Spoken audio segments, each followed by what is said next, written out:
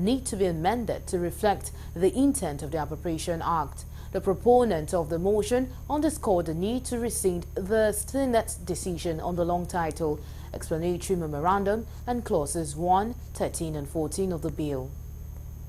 Appropriation Reannouncement of Appropriation Act 2024 to authorize the issue from the Consolidated Revenue Fund of the Federation of the sum of 35 trillion 55 billion 536 million 770,218 naira only.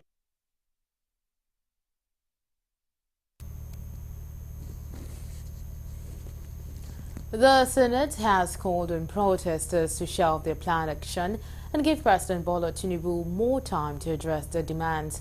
Rising from a closed-door session during Wednesday's emergency session, Senate President Godswill Akpabio appealed to the organizers of the End Bad Governance Nigeria to cancel the protests and allow the government to do the necessary economic parameter for growth. Correspondent Kuluju reports that the Senator Akpabio expressed optimism that government policies fueled the desired result. He noted that the passage of the Minimum Wage Act, Student Loan Act, as well as the decision to sell crude to local refineries in Naira are some of the immediate policies taken by government to ameliorate the sufferings of Nigerians. The Senate, in a closed session, deliberated on issues bordering on the workings of the Senate in particular and the National Assembly in general. The Senate particularly reviewed the current situation as regards the impending protests set to be slated for tomorrow, the first day of August 2024.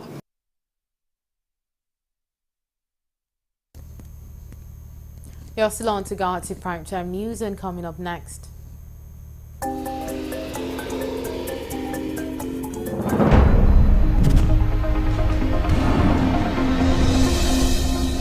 The Lagos State Police Command Anti-Bomb Squad deactivates an improvised explosive device in the Ikeja area of the state. Details of these and more will come to you shortly. Do stay with us.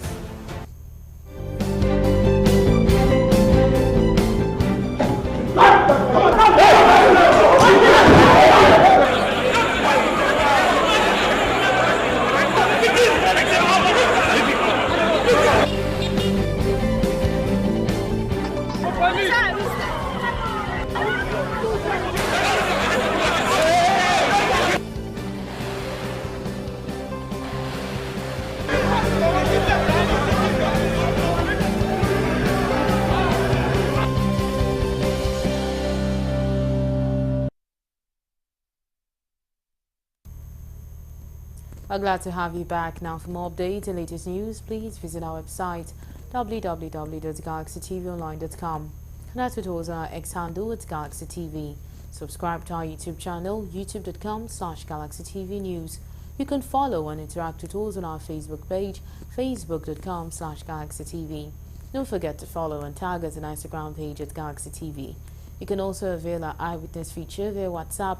If you have breaking news around you, simply share your story by sending short clips or videos of the news on 018-666-669. Our social media platforms are user-friendly and can always accommodate a live update and comment. The Nigeria police have foiled an improvised explosive device attack at Mobolaji Bank Anthony Way in Ikeja, Lagos. An officer attached with EOD CBRN base at Ikeja spotted unregistered Corolla car whose driver carefully dropped a bag by the side of the Nigeria Customs Service Federal Operations Unit fence and zoomed off. On investigation, it was discovered that the bag contained IED device and was subsequently rendered safe, and the area was cordoned off. The device was thereafter taken to a safe distance accordingly. Meanwhile, the residual of the IED was collected for further analysis and further investigation. The area is safe and calm for now.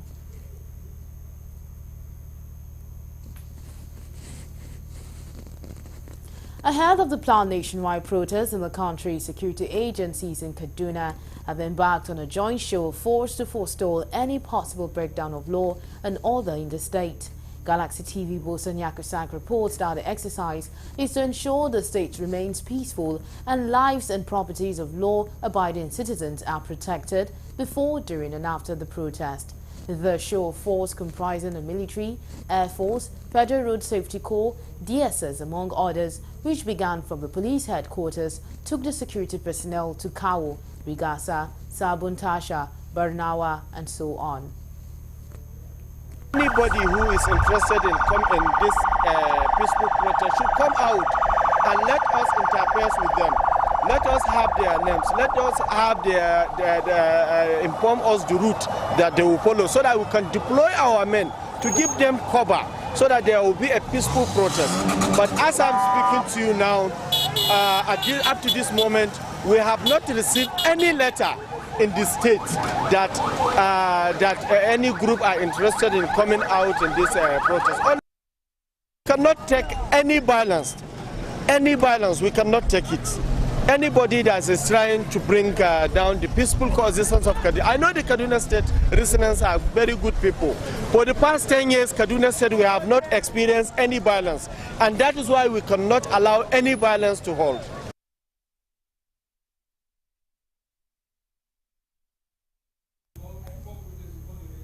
Security experts have appealed to Nigerian youth to channel their energy towards constructive dialogue and peaceful engagement.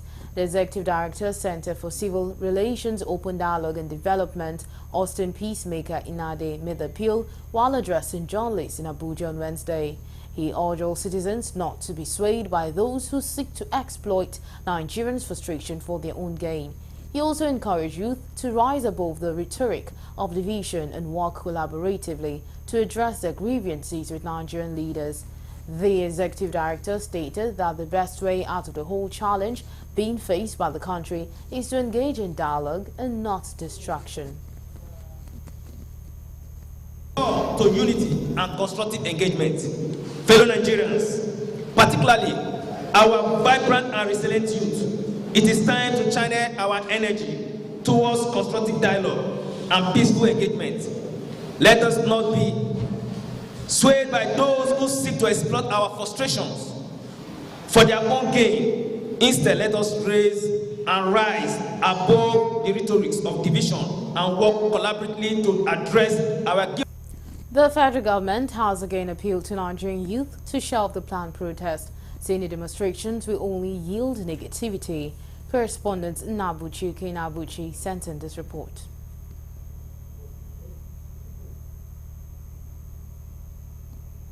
And moving on to the next story, students in Ogun State took to the major street of Abeokuta, the state capital, on Wednesday to stage a walk against the planned nationwide protest scheduled to addressing journalists on behalf of the association at the end of the walk. NOW's national president said the walk was to condemn the End Bad Governance nationwide protest and to inform the world that Ogun State students will not be part of them. Matthew described the protest as needless. That is easier said than done. We want to caution that short protest could not be hijacked by the hoodlums to perpetrate looting, robbery, vandalization of both public and private infrastructure. This morning we've come out in our numbers to say to the public that the leadership of students is very intelligent and intellectual. We will not be partaking in any faceless protest. A protest that has been organized by some faceless group, unscrupulous enemies, which their intention is never known to us. We want to tell the public that we will not allow any hoodlums to truncate the peace we are enjoying in our dear state, Ogun State. At home is that they should please call our brothers, our sisters, our uncles, our aunties to order. The governor that we have in this state is someone that is responsive. A few weeks ago, we saw what was trending online about these bad roads, and immediately started towing all the roads.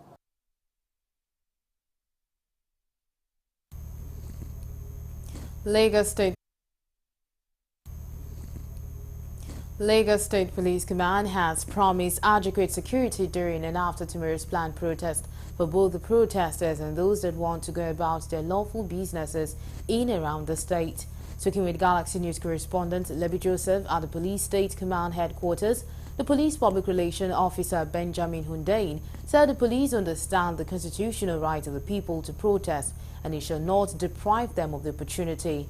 Reacting to the information that protesters are planning to reject the court order that restricted protests to some certain areas in the state, SP Hundain's protests can only hold in some designated areas and which must be abided by all.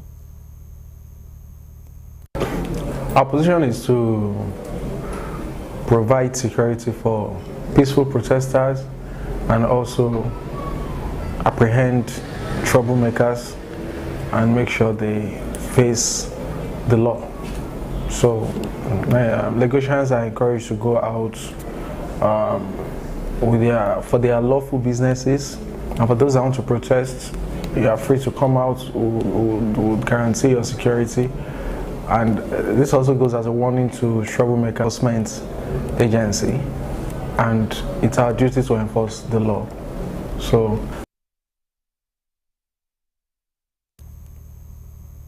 the Nigeria Police Force has restated its commitment to providing conducive atmosphere for training and enhancing professionalism of its men and officers. The Inspector General of Police Olukayode Betokun made the disclosure during the commissioning of a shooting simulation center in Abuja. Correspondent Kuluju completes the story.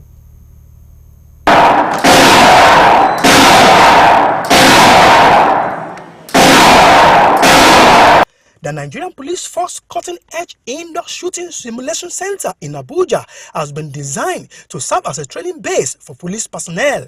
The Inspector General of Police, Kayode Egbetokun, emphasized the significance of this facility and precision.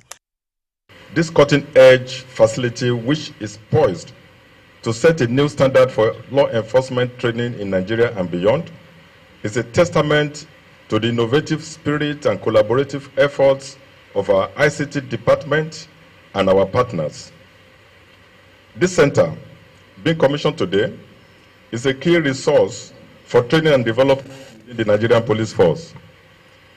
It contributes to the overall professionalism and effectiveness of our law enforcement operations. He added that the benefits of the center include significant cost saving through reduced live ammunition usage, modern technology for tactical skill acquisition, increased safeties, among others. On his part, the officer in charge of the ICT said the center will in no small measure enhance the capacity of officers of the Nigerian Police Force.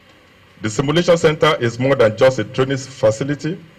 It's a comprehensive, multifunctional hub test technology to ensure our officers are well prepared to handle any situation. The center includes an office area for administration, a control cockpit, debriefing rooms, post-action review and analysis spaces, report generation facilities, an armory and records offices. Will enable our personnel to hone their skills in a realistic and immersive environment, preparing them for the complexities of modern policing. We would like to extend our gratitude to the Inspector General of Police, Kayode Egbetokun, PhD, and consultants. The center boasts of advanced technology, including virtual reality simulators, interactive targets, advanced firearms training system, office interactive targets, advanced firearms training system, office area for administration, control check pits, briefing rooms, post-action review and analysis spaces, report generation facilities, armory, record offices, among others. From the Nigerian Police Force headquarters in Abuja, Kunle Ojo, Galaxy TV. Stakeholders have charged the youth in Lagos State to eschew all forms of violence and stay away from any acts of protest. This advice was given at a special ad hoc meeting held at Ikotun in Lagos West. Interior District Respondent Lebi Joseph tells us more. The stakeholders meeting, which was at the behest of the Council of Traditional Rulers in Lagos West, provided a common platform for the people to voice out their mind about the situation in their areas. This move is basically to discourage people from joining tomorrow's planned protest. The stakeholders agree that protest is not the only way to make grievances known. We don't want anyone to monopolize the infrastructure of Lagos State. We are here to say no to protest. Again, no to protest. Again, no to protest. The National Youth Council of Nigeria and local branch is trying to make protest. We are already engaging our youth in different platforms. We people disseminate newsletters, discouraging people for violent protest. All the women, we should educate our children, even our husbands, our tenants. If you have us, make sure you talk with your tenants. That there must not be war in Nigeria. All over the Hausa must cooperate with us. Even Igbo must cooperate with Yoruba. If they cooperate with the president, I know everything will be okay very soon. Assuring the people of the determination of Lagos State government to provide measures to cushion the effects of economic hardship caused by the removal of oil subsidy, the Secretary to Lagos State government, Barrister Bimbo Salu Undeyin, implored everyone to give maximum support. What is called Onjeiko, where we are distributing food to people. I can tell you that as of today, over 1 million households have benefited. We have not stopped there. Every Sunday, we have designated markets where government has subsidized the food there. The only difference is that you should not buy more than 25,000 naira worth of foods. This we said so that we can check those who want to buy and go and resell. So we're doing everything to make sure that people are comfortable. Nigeria's President Bola Ahmed Tinubu has appealed to well-meaning Nigerians and organizations to contribute to the development of critical stakeholders of Nigeria's national economy. President Tinubu advised Nigerians not to leave the process of development solely to government. Represented by the Minister of State for Health and Social Welfare, Tunji Alao, African physiotherapist Professor Thompson Abayomi Oshin, to aid effective teaching and learning. The nation's number man name called for more synergy. Inspiration and commitment, demonstrating that with determination and vision we can achieve great things. The Thompson Abayomi Oshin Health and Education Foundation decision to erect this building at the University College Hospital, Ibadan, is a fitting tribute to Dr. Oshin's remarkable legacy. Enhance the development of physiotherapy and probably would support the idea of moving physiotherapy from a department to a faculty. We supported the idea and tried it. Delta State government has confirmed the death of 7 persons as a result of cholera outbreak. The State Commissioner for Health, Dr. Joseph Onajame, made this known in Asaba while briefing newsmen on the present state of cholera in the state. Correspondent Daily Fason has more. There are admittance of the 7 deaths recorded as a result of cholera outbreak in Delta State in its coming months after denial by the state government through the health commissioner. That you can spread, it's not airborne. So we treat and we educate the populace on if you can avoid the risk factors. Like I mentioned earlier, I think you are good, you are home and dry. So that's that. And for the casualties, we have about 7 casualties so far. So that was in the first outbreak. The second and third, none, is fully under control in the state. On the number of cases recorded across the state, the health commissioner said over 150 cases have been recorded. The states have recorded about 138 cases in Warri Southwest, which cases in Bomodi and 1 in Oshimili South. We've been able to curtail the disease in Delta State. The disease surveillance and notification officers across the state. They've been able to do a lot of advocacy. The number is believed to increase among coastal dwellers in the state, where there's poor sanitation, hence the need for sensitization and provisions of basic health facilities to prevent loss of lives. From Delta State, Daily Fason reporting for Galaxy News.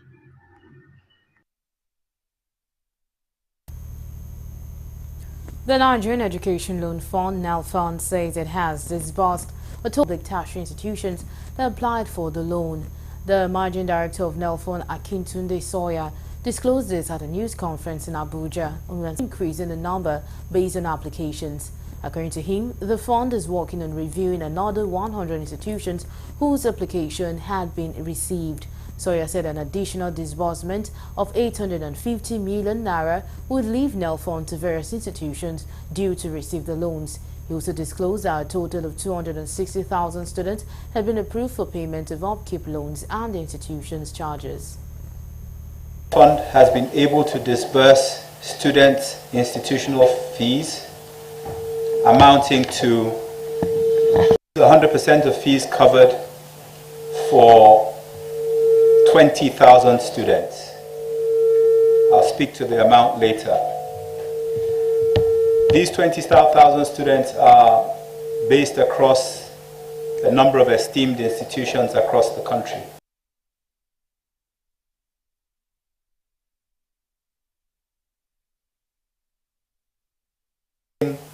With several key agencies and institutions to ensure that the security of the funds works well. Agencies like the Nigerian Financial Intelligence Unit, the Department for State Services, the Economic and Financial Crimes Commission, the Independent Corrupt Practices Commission, and other related offenses commission, ICPC, and we will work alongside the banks.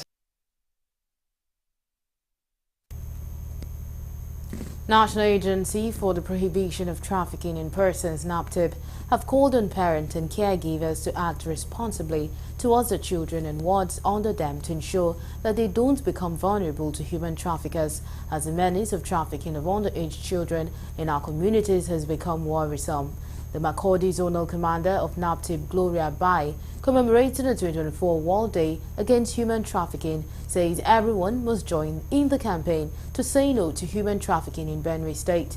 The NAPTIP Zonal Commander, who was joined by the Benue State Deputy Governor on this campaign, called on the members of the public, security agencies and transport workers, including commercial motorcyclists, popularly known as Okada riders, to support the agency in this fight. Of human trafficking. When people are not secure, they are vulnerable. So most of our children are trafficked because of insecurity. As parents, we have to be responsible for our children. We all have to be responsible.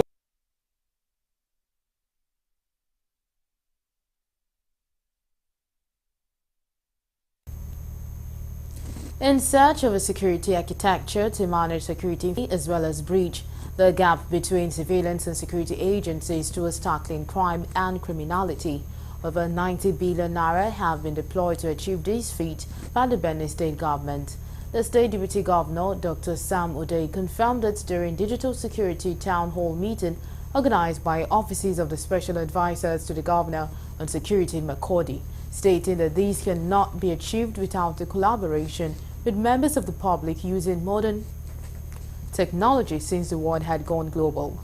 While he appreciated the initiative of the security advisors for a town hall meeting of his nature with members of the community, he commended the role of security agencies in the states to ensuring safety of lives and property. The government has guaranteed a bond of about 93 billion.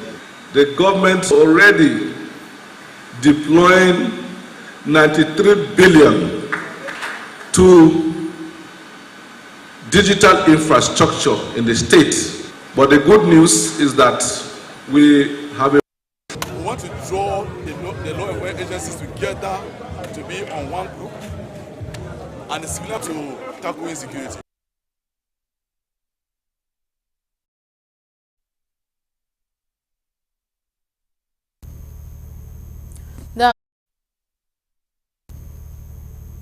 Despite the economic challenges facing Nigerians, which may be attributed to policy somersault, many can still go about. But in the case of communal crisis, where livelihood, jobs, houses in some communities are at risk as investments in such areas becomes impossible,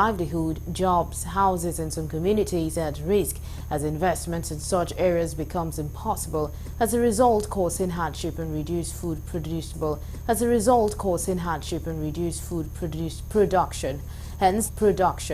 Hence the need for government to pay more attention in curbing such menace. Correspondent. About 40% of Nigerian communities today are plagued with one challenge or the other. Many of these crises arise from land disputes, boundary issues, pans ownership, land grabbing, among others, which have cost the life of several people, displaced inhabitants, mostly farmers, while in other climes it has caused loss of revenue. In Benue State, these activities are not far-fetched, leading to food insecurity in the land. Some respondents bear their minds on the impact of food in the communities. This has affected the farmers.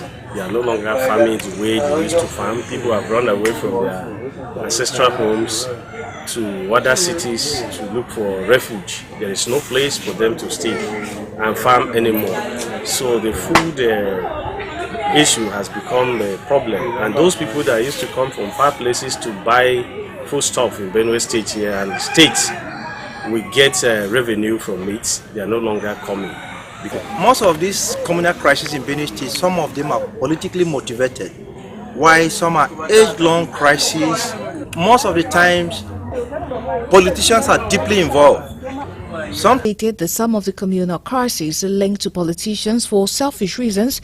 They also pin it on some traditional rulers for compromising. Hence, they appeal to government and other relevant authorities to intervene, as no one would want to invest in crisis-ridden areas. Constitution, especially like now that you see they are fighting there, that is the Igedes, and if you go there, they talk about land. This land has been there before some of us were born. And just because of misunderstanding, level of ignorance, and most people that cause this thing are people that have no impact in the society. Nobody wants to invest where there is crisis. But what will happen to your investment? So the next thing to do is that people run away from such places if people's means of livelihood are being destroyed. And this is impacting our place negatively. The traditional rulers who are supposed to be the custodians of the cultures of the people, some have compromised. They can't speak out the truth. So if the traditional rulers really want to do the needful, call your subject together, tell them the true history of this land. So the traditional rulers have a great role to play if really they want these issues to be resolved. They said if most communities plagued with one crisis or the other is solved permanently, there would be more investment which will encourage economic growth and development. And I'll move over to the foreign desk for more news.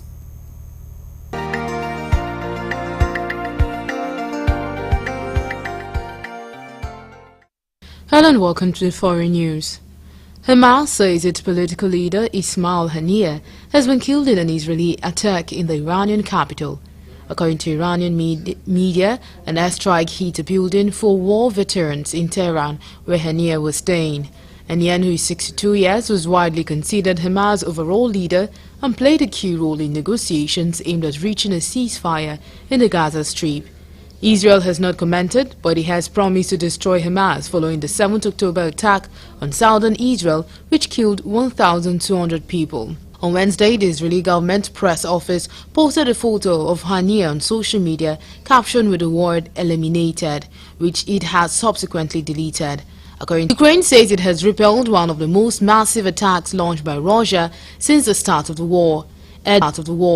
Air defense systems shot down 98 Iranian-made explosive drones and another missile overnight, the Ukrainian Air Force said on Wednesday. The capital Kyiv was the main target of the attack. Buildings in the region were damaged by falling debris, but there were no reports of casualties. The attack comes more than 29 months after Russia's full-scale invasion of Ukraine. Almost daily bombardments have put the country's air defenses under considerable strain. The head of the World Health Organization said on Wednesday that polio had been detected in Gaza and warned that children in the war-ravaged enclave would soon be infected by the disease if preventive measures were not quickly taken. A day after the WHO said there were very likely polio cases among Gaza population, Dr. General Tedros Adhanom Ghebreyesus took to social media platform X to flag concern about the human cost of the conflict between Israel and Hamas. Tedros linked his post to an article he had written in French newspaper published late on Tuesday, in which he said poliovirus had been detected in sewage samples in Gaza. A renowned NGO that was invited by Venezuelan officials to monitor Sunday's presidential poll has said the election cannot be considered democratic. The US-based Carter Center deployed 17 experts and observers to Venezuela after being asked to monitor the election by the National Electoral Council.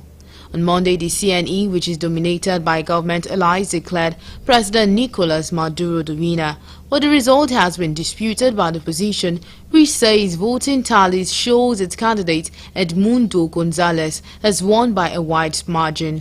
In a statement released on Wednesday, the Carter Center said that it could not verify or corroborate the result of the election declared by CNE. It added that the CNE had demonstrated a clear bias in favor of the incumbent president and accused the CNE of a complete lack of transparency in announcing the results. And finally, on foreign news, Sudan's military leader, General Abdel Fattah al-Burhan, has survived an assassination attempt, the spokesman told newsmen. Nabil Abdallah blamed the paramilitary rapid support forces, which the army has been battling for the last 16 months for control of the country. He said 2 drones had struck an army graduation ceremony, killing 5 people at a base in Jabhat in the East Territory under the control of the military. But the RSF legal advisor told newsmen that the group, which has agreed to go to US-mediated talks next month, was not responsible. And that's all we have on the foreign news.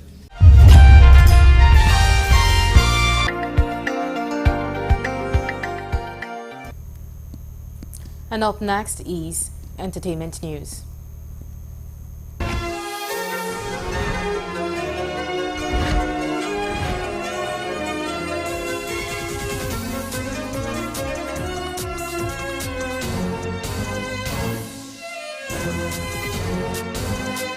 Welcome to Entertainment News. My name is Rose Blossom Umwe. But here's the rest of the story for today. We'll be right back. Because Daniel has just sent internet in-laws on another journey to confusion as he posted pictures of himself and his wife. Amidst rumors of their divorce, the singer was clearly promoting one of his songs and he decided to feature his very present wife in the picture.